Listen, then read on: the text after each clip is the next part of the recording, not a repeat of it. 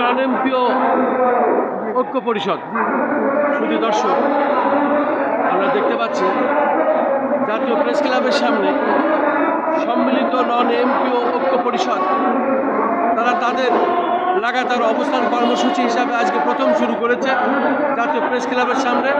আমি দেখতে পাচ্ছি এবং তাদের নেতা বক্তব্য দিচ্ছেন এবং আমরা দেখতে পাচ্ছি তারা ব্যানারে যেটা লিখেছেন, সরকার প্রতিশ্রুত স্বীকৃতিপ্রাপ্ত সচল সকল নন এমপিও শিক্ষা প্রতিষ্ঠান এমপিও ভুক্তির দাবিতে লাগাতার অবস্থান কর্মসূচি।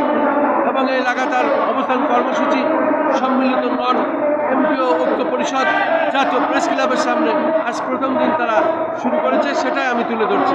আমি খন্দকার মাসুদুজ্জামান, আমাদের চ্যানেলগুলির পক্ষ থেকে আমরা এটা প্রথম থেকেই শুরু করছি। তারই ধারাবাহিকতায় আজ প্রথম দিন আমি এটা দেখে যাচ্ছি।